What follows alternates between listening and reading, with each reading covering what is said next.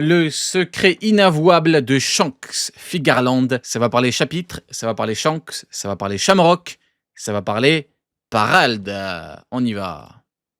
海の海域の顔色を白いベールで包み隠す。 Mesdames et messieurs, c'est officiel, le roi Harald est devenu le toutou du Aïe aïe aïe aïe aïe, Harald.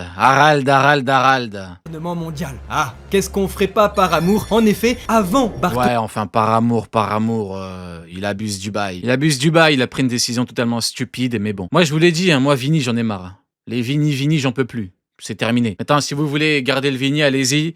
Mais moi, je ne retiendrai plus mes mots vis-à-vis de ce type, hein. Garp, ce type. Ils sont peu nombreux, les types. Puma, devenu Shishibukai, qui a rejoint le gouvernement mondial pour sauver sa fille, Bonnie, il y avait le roi Harald, qui, pour libérer son peuple... Putain, à l'époque, on entendait Harald, on entendait géant fier, digne, père de Loki, un mec en place. Vous voyez ou pas? Un mec en place. Un mec qui est là, qui fait peur, qui effraie.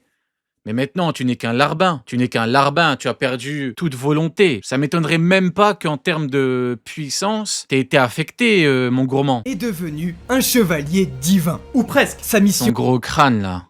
est simple, détruire les équipages pirates qui posent souci, mais discrètement. Et ça, c'est très important, parce que avec un personnage de 60 mètres de haut, introduit dans le manga il n'y a pas si longtemps que ça, Eiichiro Oda s'était heurté à un très gros problème. Un problème de taille. Comment rendre Harald crédible dans la diégèse, dans le lore du manga, alors que jamais personne en 28 ans n'avait mentionné son nom? Même pas Barbe Blanche, Roger, Kaido, Lin, personne. Eh oui, Harald, dans les abysses des personnages oubliés, car oubliables, mesdames et messieurs.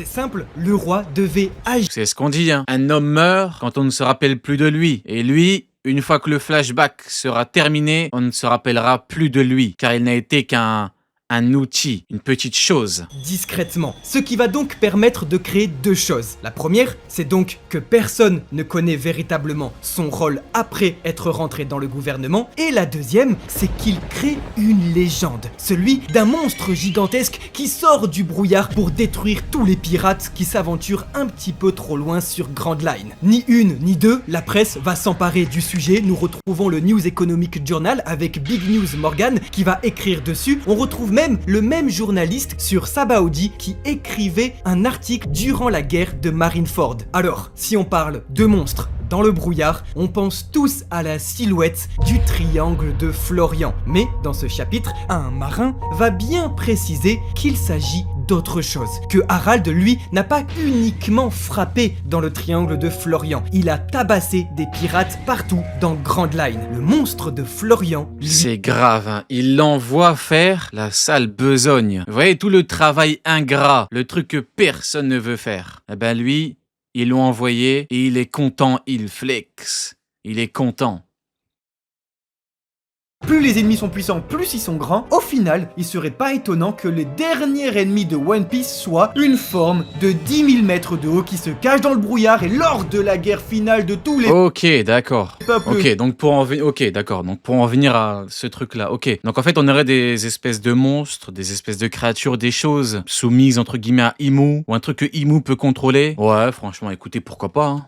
Libre, nous pouvons littéralement lever le Pourquoi pas? On peut avoir un truc, un bail de malédiction, tu peux pas quitter le truc, tu peux pas faire ce que tu veux. Ouais, éventuellement, ouais. brouillard et voir Imu Nerona exactement comme sur cette fresque-là où l'on voit Imu littéralement en train d'affronter. Elle me déplaît cette fin. Bah, dans tous les cas, il y aura des monstres, il y aura des créatures, il y aura des démons, hein. C'est bon, Oda, il a démarré là. Il a démarré le processus. C'est un truc, hein, j'en parlais depuis bien longtemps, avant même qu'on parle de Nika, Dieu Soleil. Il a démarré le processus. Ça y est, la fin de l'œuvre, c'est que des trucs de dieu, que des trucs de démons. Et là, ce n'est que le début. Les doyens, forme démoniaque et tout, là, ce n'est que le début. Préparez-vous parce que ça fera passer les mangas qui ont pratiqué ce truc pour des petits.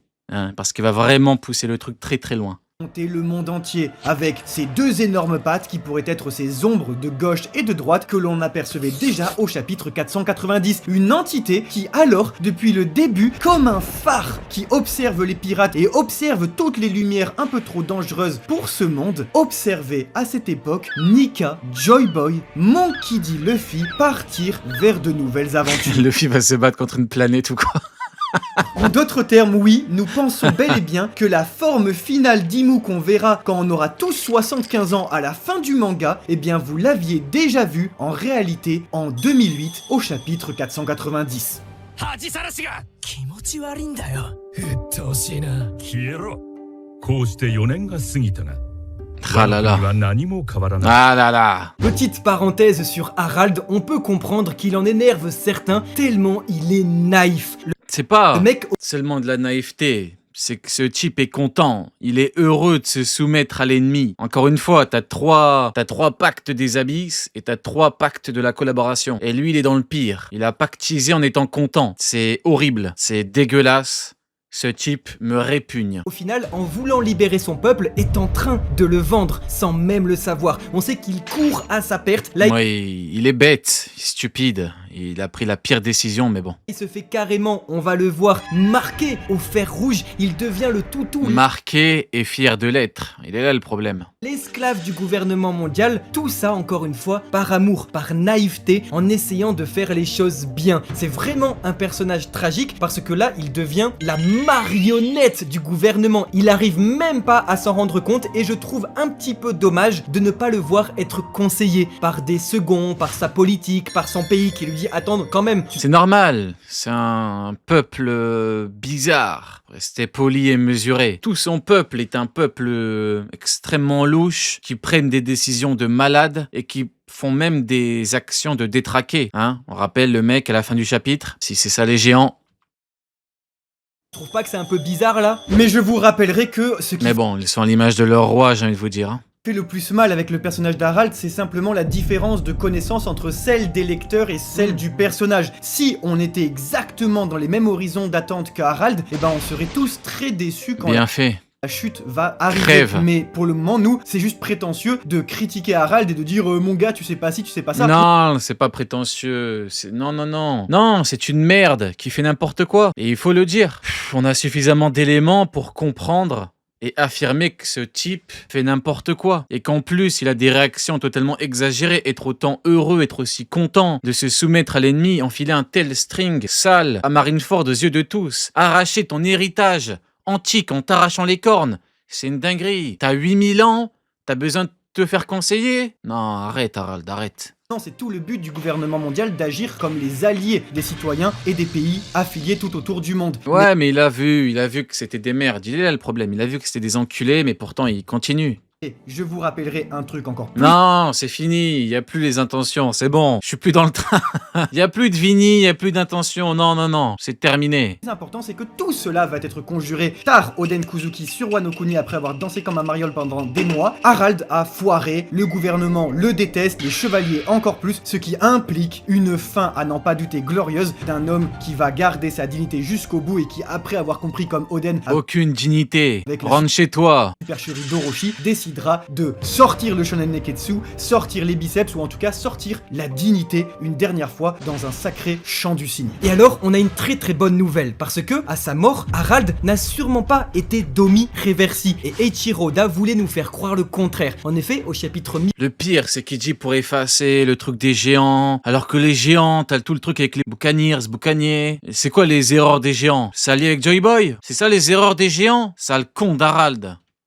1152, C'est quoi les erreurs des géants? D'avoir affronté Imu? D'avoir affronté le diable? C'est ça? Putain d'Harald. Vous lorsqu'on voyez le qu'il commence déjà à m'énerver là. voit se faire transpercer par sa garde, sa silhouette laissait apercevoir des cornes, et Ouais surtout bah qu'il crève, j'en ai rien à foutre. des ailes démoniaques, chose que l'on venait de voir sur Dory et Brogy juste avant. Mais en Et réalité, même s'il a fait un truc en mode il avait un plan, j'en ai rien à foutre de merde. Voilà, c'est tout. pas du tout. Les ailes démoniaques, c'est en effet juste C'est fini, on n'en peut plus de ces gens-là. sa cape, et le pic qu'on croyait être la corne sur son visage est en réalité uniquement sa moustache. Donc on va avoir un autre plot twist. Un plot twist qui est peut-être lié d'ailleurs au Dendenmuchi spécial que lui donne Garling dans ce chapitre. Carrément, il lui a donné un téléphone satellite. La maladie mentale. Pour communiquer directement à distance. Ce Dendenmuchi, c'est un véritable fusil de Tchekhov. Il va avoir aussi un rôle très important à jouer dans la suite et la fin de la vie d'Harald. Faut bien choisir ses amis et franchement, être poteau avec Garling, bon, il y a meilleure fréquentation. Je finirai en disant que si le personnage... Non, mais il y a rien qui va avec Harald. Non, mais encore une fois, j'ai voulu moi-même lui trouver des circonstances atténuantes, lui trouver des excuses, hein, grossièrement. Il a fait de la merde, je le dis. T'es un enculé, je le dis. Et Harald, lorsqu'il rencontre le Gorosei, le dit, c'est un honneur. Pour nous, lecteurs, ça fait tellement mal d'entendre ça. Mais rappelez-vous que c'était la même chose pour l'homme le plus intelligent du monde. Oui, Vegapunk a lui aussi été Que Vegapunk aille également se faire foutre. invité dans la chambre de Moi, je suis dans un souci de cohérence et de constance. C'est une merde, je le dis, comme les autres. C'est tout. l'autorité pour être carrément décoré par les 5 vieilles étoiles. Dragon, il lui a dit viens avec moi. Il a dit quoi? Non. T'as pas d'argent, donc je viens pas avec toi. Je préfère aller squatter avec tu vois ceux qui tuent des femmes, des bébés. Tu vois les gens qui font des massacres. Ben moi je vais avec eux. Donc tu es complice, Vegapunk. Tu es complice. J'en ai rien à foutre. Et pour lui aussi, à l'époque, c'était un Qui a créé Mother Flame? Qui a créé les Séraphins? Il est complice. C'est tout. Je n'ai rien à foutre. honneur. Être décoré, félicité par la plus haute instance du Le mec, il leur a donné le carburant pour détruire des populations entières. Allez, barre-toi de là, chien. T'es complice, toi aussi. Ça On va faire une liste. ne se refuse pas. Pas mal. Surtout si on ignore que ce sont de véritables démons.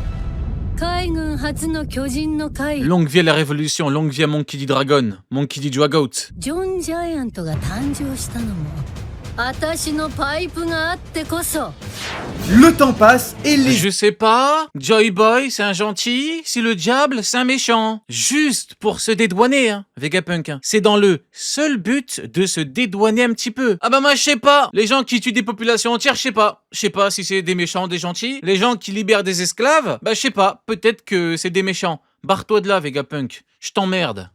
efforts de Harald paye, mais pas que eux, puisque est exaucé le vœu de Mère Carmel qui commença jadis il y a maintenant plus de Mère Carmel, je l'emmerde également. 60 ans, lorsque je vous rappellerai, la Goth, Pierre des Montagnes, était la toute pionnière de l'incorporation des géants dans la marine. Elle le disait déjà lorsqu'elle parlait au CP0, c'est grâce à moi, aka la Goth, que vous avez John Giant, un véritable géant. Elle a dit John Giant comme si c'était Katakuri. Allez, rentre chez toi, toi aussi. Ah, grâce à moi, vous avez John... C'est qui John Giant? C'est qui? C'est un random John Giant. Arrête d'ouvrir tes fesses pour rien, Carmel. Dans la marine, un Là, véritable je commence à être énervé, là. move précurseur, puisque elle nous disait ça il y a 63 Elle a ramené John Giant comme si c'était Jose. Eh, barre-toi de là, Carmel, ça y est. ans. Presque 40 ans plus tard, Harald, ici, a réussi à exaucer tout ce rêve, faire une véritable division des géants. Allez, belle brochette de vendus. Allez hop, que des vendus, que des chiens, que des rats. Allez hop, une belle brochette de collabos, tous pour le prix d'un. Dans la marine actuelle, avec John Giant à sa tête. Grâce à ses exploits, merci Harald, tu assures la sécurité des bons citoyens de ce monde, et pour cela, tu vas être... Rose Junior, il les a tous fumés. Ils sont arrivés en mode on est des géants, on est quelque chose, on incarne quelque chose de grand. Il les a détruits. On les a plus jamais revus. Allez, dégage de là. remercier gracieusement en ayant sur ton bras la toute première marque qui t'affilie officiellement au gouvernement Je suis en pétard, les mecs, j'en ai marre. J'aime pas les gens qui font n'importe quoi. C'est trop grave. mondial. Que veut dire cette marque? Que veulent dire les autres Non mais marques? au moins, cache-toi un petit peu, merde. T'as un putain de tatouage chelou sur ton bras, t'es là, t'es content, tu rigoles, t'es heureux. Cache-toi un petit peu et un peu de pudeur, mon gars. Un peu de dignité, je te demande pas grand-chose. Bordel. En mode, on lui demande un truc de fou. Je t'ai pas demandé d'aller taper un contre un contre Barbe Blanche Prime, qui atteint son apogée 10 ans après God Valley. Le mec qui rentre dans le truc. Je t'ai pas demandé d'aller combattre Kaido, qui atteint son prime 10 ans après God Valley. Je t'ai pas demandé d'aller voir Big Mom. Bordel, je te demande de pas rigoler, de pas te taper une barre pendant que t'exites ton tatouage. Merde. Je vais essayer de me calmer vu que je suis en pétard là, vaut mieux que je me calme. Dieu et les pouvoirs de J'ai trop la haine. téléportation. Le pire, hein, c'est que le chapitre, il m'a tellement mis bien. J'ai bien dormi hier. Atteint leur prime 10 ans après, Oda prouve encore une fois que c'est un pro Rio. Après Dragon. Mais là, vas-y Harald, c'est bon, j'en ai marre. J'en ai marre de ces gens-là, j'en ai marre. Ne vous inquiétez pas, maintenant on vous explique. En fait, si vous voulez, je peux pas arriver. Je ne peux décemment pas arriver devant vous et vous dire Garp est une merde, Harald est le meilleur des hommes. Je peux pas. Je passe pour quoi? Moi, je suis un putain de Norm abruti, je peux pas. Je suis dans un souci de cohérence et de constance parce que j'en ai vu des gens dire que Harald est une merde, est un collabo, alors que Garp est un incroyable bon gars. J'en ai vu. Vous êtes des fous, les mecs. Réfléchissez un petit peu, un peu de cohérence, un peu de constance. Tout pour les agendas, hein. Il est honte. La hiérarchie du dernier équipage le plus puissant de One Piece, celui du gouvernement mondial. Voilà, la révolution, les mecs, c'est eux les vrais. À la fin de ce putain de manga, écoutez-moi bien, à la fin de ce putain de manga, on va faire les procès de Nuremberg 2.0, ok? On va faire ces putains de procès. On va distribuer des... Hein? On n'est pas en 2025 dans ce monde-là. Hein? On est encore avant. Donc il y a encore des... On a encore des outils à notre disposition pour faire payer les gens qui ont... Je vais mettre play parce que je vais commencer à m'énerver pour rien. On va continuer, tout va bien, on passe une bonne soirée. Allez, Imu, Sabo, tout va bien. 俺が見たあいつがそうだっていうのか。偶然同じ名前かもしれないけど、自分たちを神の末裔とふんぞり返る天竜人たちの中の最高権威のご J'ai trop la haine. Il m'a trop foutu la haine, Harald. Vas-y, il m'a trop foutu la haine, j'en ai marre. Les mecs, faut pas oublier, hein. Faut pas oublier Xebec, hein. Moi, j'oublie pas. Mes frères, je ne les oublie pas.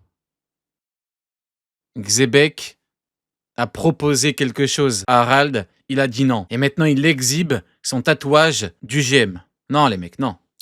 Non. 下る相手って他に何 Dans ce chapitre, nous apprenons enfin des paroles du Gorosei l'explication de la hiérarchie. C'est un live ou rediff? C'est une rediff, là, frérot. Là, t'es en train de parler avec moi d'une rediff. Hein. C'est-à-dire qu'en fait, j'ai un HDO tellement évolué que 72 heures avant, j'ai vu ta question et j'ai répondu à ta question. Voilà, 3 jours avant. Donc voilà, c'est ce que je suis en train de faire. T'es en train de regarder une rediff. Tout va bien. Du dernier équipage de One Piece, on l'appelle comme ça, c'est-à-dire l'explication des soldats du gouvernement Si j'en ai marre. Merde. mondial. Et voici les 3 niveaux entièrement expliqués à travers 3 marques différentes qui vont être tatouées Ouais, la première marque, c'est un truc... ouais, c'est un truc basique, bidon. C'est un truc qui ne te permet pas grand-chose. sur le corps des soldats. Des marques qui, comme vous l'avez compris, on parle ici de Imu à l'envers, Umi, l'océan, sera réalisé en fonction de la profondeur des océans. Ainsi, on retrouve la première marque qui est la marque des bas-fonds, la marque de l'eau visible, celle où la lumière réussit encore à pénétrer le tout début des océans. C'est une marque de bisu. C'est une marque de bisutage, la première marque pour Harald. Tandis qu'ensuite on retrouve la marque... Ça se voit, ils ont dû le bisuter de j'imagine même pas j'ose, même pas imaginer le bisutage qu'il a subi. Des profondeurs, une marque qui va être intermédiaire, et enfin pour arriver à la marque des abysses, Le mec Matrix, c'est intermédiaire, niveau intermédiaire? une marque des eaux les plus profondes. Et Ouais, le premier, c'est un truc de merde. il existe alors une distinction très claire, nous précise le Gorosei, entre la première et les 2 secondes marques. La première, c'est une véritable accréditation Japan Expo, c'est un véritable passe-droit. Ouais, voilà, c'est une petite accréditation. Ouais, c'est comme les marques, ouais, voilà. Vous voyez, des fois, il y a des mariages, ils te mettent un tampon sur le bras, genre, pour pouvoir rentrer, pour prouver que t'es un invité. C'est pareil, c'est une espèce de tampon pour dire tu peux rentrer.